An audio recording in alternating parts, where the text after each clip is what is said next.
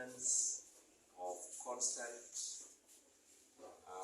osmotic pressure of blood. What is maintained constant here is water and ionic balance. So when we are talking about osmoregulation, we are talking about maintenance of osmotic pressure, and what is maintained here is water balance and ionic balance or ionic regulation.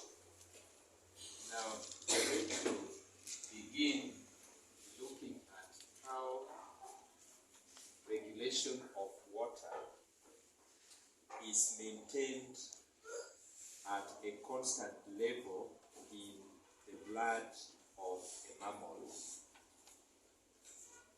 And I want to say that regulation of water is as a result of neurons or nerves that are involved in the brain and the endocrine glands.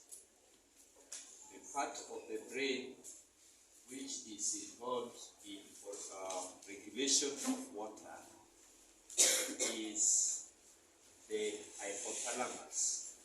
The hypothalamus has osmoreceptors in various parts of the body which detect the changes in osmotic pressure.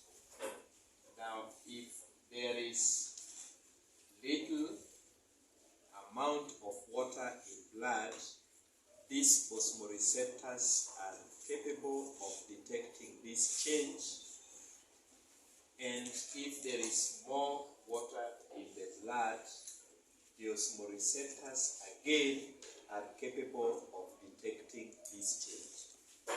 Now I want us to discuss then the process of regulation of water when the osmotic pressure of blood is raised above normal, and when osmotic pressure of blood again is below the normal.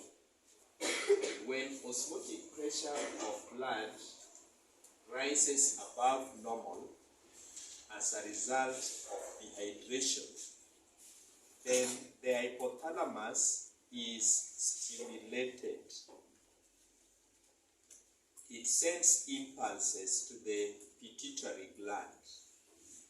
The pituitary gland is responsible for production of a hormone which is referred as antidiuretic hormone. This hormone is also called vasopressin. This hormone produced by the pituitary gland will be transported into the kidney tubules. If it reaches the kidney tubules, it will cause the walls of the kidney tubules to be permeable for reabsorption of water back into the bloodstream by processes such as osmosis. Therefore, the water is going to be reabsorbed back into the bloodstream. If water is reabsorbed back into the bloodstream from the glomerular filtrate, the urine that is going to be produced thus is going to be highly concentrated with urea, and little amount of urine thus is going to be produced. What about when osmotic pressure of blood is below normal? Let's say as a result of taking a lot of water into your system. As we have said, the hypothalamus has osmoreceptors in the blood that detect this change.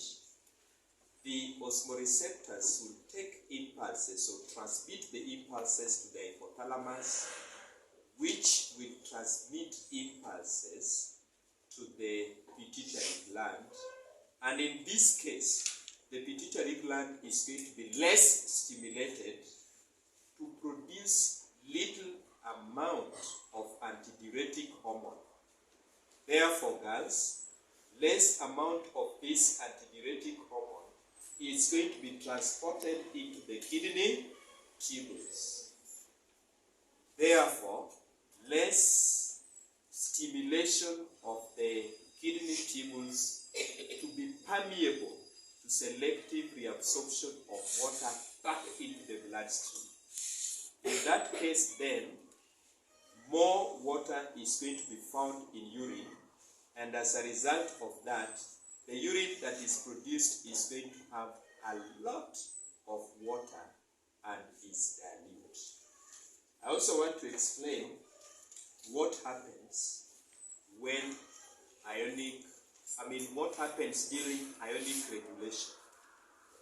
And as we said last time, when there is a lot of ions in the blood, main ions of our concern here is sodium ions, then there is a part of the endocrine gland referred to as adrenal cortex. The adrenal cortex would be less stimulated to produce the hormone called aldosterone. This will thus leads to less amount of aldosterone in blood, which is transported into the kidney tubules. Less amount of aldosterone in the kidney tubules will cause less permeability of the kidney tubules, and as a result of that, more of these ions, in our case sodium ions, will be found in the urine. On the other hand, when the body has high osmotic pressure above normal as a result of intake of less amount of salt, what happens then? The aldosterone is going to be produced. Why is it being produced? Because the adrenal cortex are going to be more stimulated. They will thus produce more aldosterone, which will be transported into the kidney tubules. What will aldosterone do? Aldosterone will cause permeability of the kidney tubules for selective reabsorption of sodium ions back into the bloodstream. In that case, then, the sodium ions are going to be reabsorbed back into the bloodstream, and they will bring back the osmotic pressure of blood. So we are saying that when osmotic pressure of blood rises above normal, what happens? In summary, blood has less water, more salts, more antidiuretic hormone is produced. This will cause more water reabsorption in the kidney nephrons.